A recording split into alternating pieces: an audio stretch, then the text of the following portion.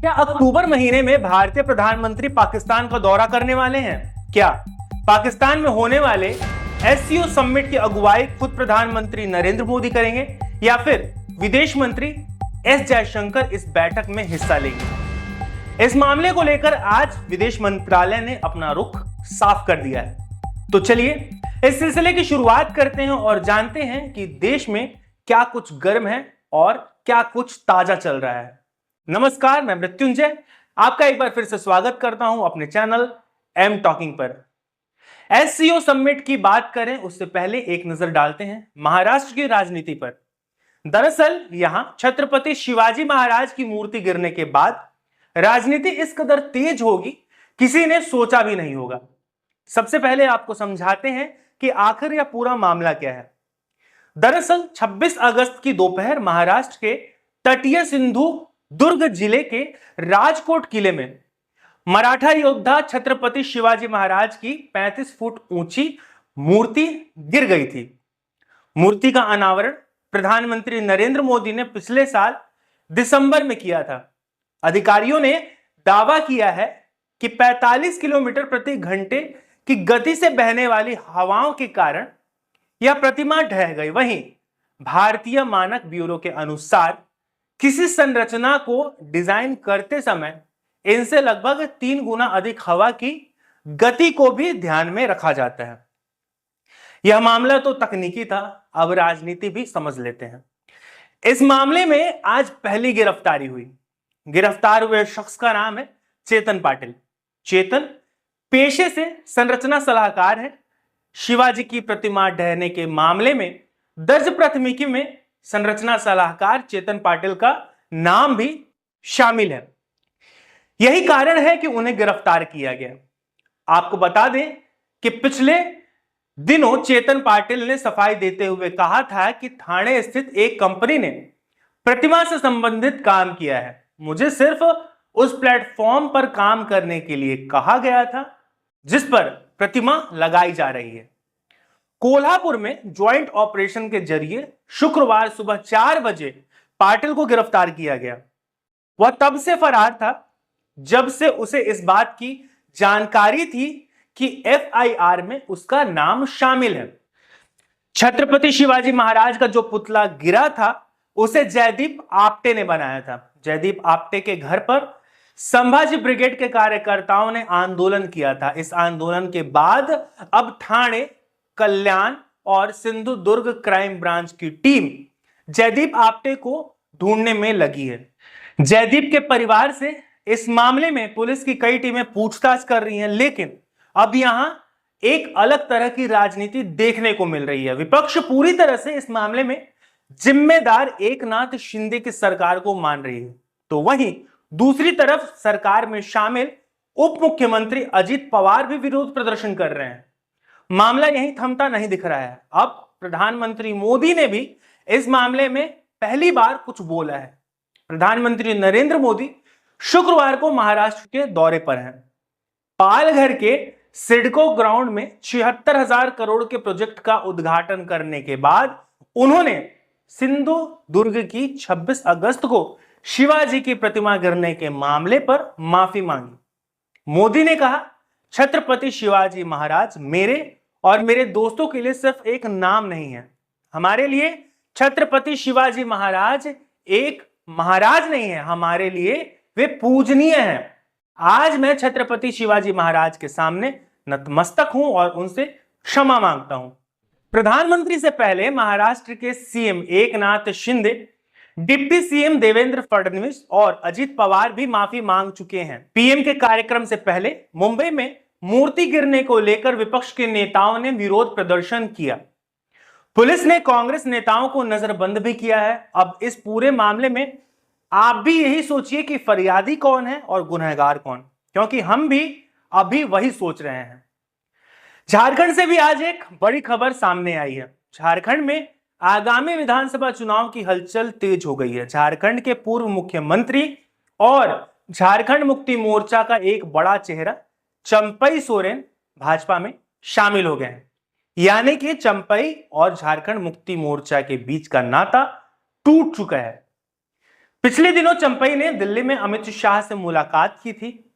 इस दौरान उनके साथ उनके पुत्र भी मौजूद थे। चुनाव से ठीक पहले चंपई का भाजपा में शामिल हो जाना वाकई में झारखंड मुक्ति मोर्चा के लिए एक बड़ा झटका है। जो लोग चंपई और झारखंड मुक्ति मोर्चा के बीच की नाराजगी का कारण नहीं जान रहे हैं, उनको बता दें कि पिछले दिनों चंपई ने जब शिबू सोरेन को अपना इस्तीफा सौंपा था तो उन्होंने अपने इस्तीफे में लिखा था कि पार्टी अपने रास्ते से भटक गई है। उन्होंने कभी भी नहीं सोचा था कि उन्हें पार्टी को छोड़ना पड़ेगा। मुख्यमंत्री के पद से हटाए जाने के बाद से ही चंपई के सुर बदले बदले से नजर आ रहे थे। अब अगर सियासी समीकरण की बात करें तो झारखंड के दिग्गज नेताओं के बीच दो मत नजर आ रहे हैं। कुछ का ऐसा मानना है कि अगर पार्टी से अलग होकर चंपई अकेले चुनाव लड़ते तो उन्हें ज्यादा फायदा होता, क्योंकि जिस इलाके में चंपई का प्रभाव है वहां आदिवासी बहुल वोट है और उनके बीच इनकी छवि एक ईमानदार नेता की रही है। इन क्षेत्रों में 3 जिले हैं जिनमें पूर्वी सिंहभूम, पश्चिमी सिंहभूम और सरायकेला खरसावां शामिल है। यहां कुल 14 विधानसभा सीटें हैं, लेकिन यहां भाजपा की रणनीति कुछ और ही नजर आ रही है। असम के मुख्यमंत्री हेमंत शर्मा झारखंड विधानसभा चुनाव में काफी एक्टिव नजर आ रहे हैं। इसके पीछे का कारण भी साफ है। हेमंत शर्मा विधानसभा चुनाव में बीजेपी के नैरेटिव को आगे बढ़ाने के लिए चंपई सोरेन का इस्तेमाल करेंगे, जो मौजूदा जेएमएम गठबंधन द्वारा आदिवासी बहुल संथाल परगना क्षेत्र में कथित बांग्लादेशी घुसपैठियों के तुष्टीकरण के खिलाफ है। भाजपा की इस चाल का अंदेशा वैसे तो पहले से ही लगाया जा रहा था, लेकिन भाजपा में शामिल होने की पुष्टि के तुरंत बाद ही चंपई के सोशल मीडिया खाते से जो पोस्ट सामने आया उसने इस शक को यकीन में बदल दिया। साथ ही आगामी चुनाव में भाजपा किस मुद्दे पर जोर देने वाली है इस बात का भी खुलासा हो गया है। अब यह भी जान लीजिए कि चंपई ने अपने पोस्ट में क्या कहा था। उन्होंने कहा था कि इस बारे में सिर्फ बीजेपी सीरियस दिखाई दे रही है और अन्य दल वोटों की खातिर इसे इग्नोर कर रहे हैं। उन्होंने कहा था कि संथाल परगना में बांग्लादेशी घुसपैठ बहुत बड़ी समस्या बन चुका है। इससे दुर्भाग्यपूर्ण और क्या हो सकता है कि जिन वीरों ने जल, जंगल व जमीन की लड़ाई में कभी विदेशी अंग्रेजों की गुलामी स्वीकार नहीं की, आज उनके वंशजों की जमीनों पर ये घुसपैठिए कब्जा कर रहे हैं। इनकी वजह से फूलो झानो जैसी वीरांगनाओं का अपना आदर्श मानने वाली हमारी माताओं, बहनों व बेटियों की असमत खतरे में है। अब बात पाकिस्तान में हो रहे एससीओ समिट की। आपको बता दें कि आगामी अक्टूबर में पाकिस्तान में शंघाई सहयोग संगठन यानी कि एससीओ से जुड़ी एक बैठक होनी है, जिसके लिए पाकिस्तान ने सभी देशों को पहले से ही न्योता भेज दिया है। इसी के तहत पाकिस्तान ने भारत को भी न्योता भेजा है। इस खबर के सामने आने के बाद से ही ये अटकलें लगाई जाने लगी थी कि क्या भारतीय प्रधानमंत्री पाकिस्तान जाएंगे। इस बीच विदेश मंत्रालय ने भी मामले को लेकर बयान दिया है। बयान क्या है इसके बारे में हम आपको बताएंगे, लेकिन उससे पहले 2 लाइन में यह समझ लीजिए कि एससीओ समिट क्या है। शंघाई सहयोग संगठन यानी कि एससीओ की स्थापना 2001 में चीन, रूस और सोवियत संघ का हिस्सा रहे 4 मध्य एशियाई देशों कजाकिस्तान, किर्गिस्तान, ताजिकिस्तान और उज्बेकिस्तान ने मिलकर की थी। इसका उदय रूस, चीन और इन मध्य एशियाई देशों के बीच वर्ष 1996 में सीमा को लेकर हुए एक समझौते के साथ हुआ था। इसे शंघाई 5 समझौता कहा गया था। चीन के सुझाव पर इस समझौते का विस्तार क्षेत्र के देशों के बीच सहयोग को बढ़ावा देने के लिए किया गया। अक्टूबर में पाकिस्तान में होने वाले इस बैठक को लेकर विदेश मंत्रालय ने कहा है कि देखा जा रहा है कि प्रधानमंत्री मोदी के पाकिस्तान जाने को लेकर अटकलें लगाई जा रही हैं, या फिर यह कहा जा रहा है कि उनकी जगह विदेश मंत्री एस जयशंकर पाकिस्तान जाएंगे। विदेश मंत्रालय ने कहा है कि वो इस बात को साफ करना चाहते हैं कि इस बारे में कोई भी अटकलें ना लगाए जाएं। पाकिस्तान प्रधानमंत्री मोदी जाएंगे या नहीं जाएंगे ये बहुत जल्द ही सभी को बता दिया जाएगा और इसके बारे में पुष्टि भी कर दी जाएगी। तो दोस्तों आज के लिए इतना ही।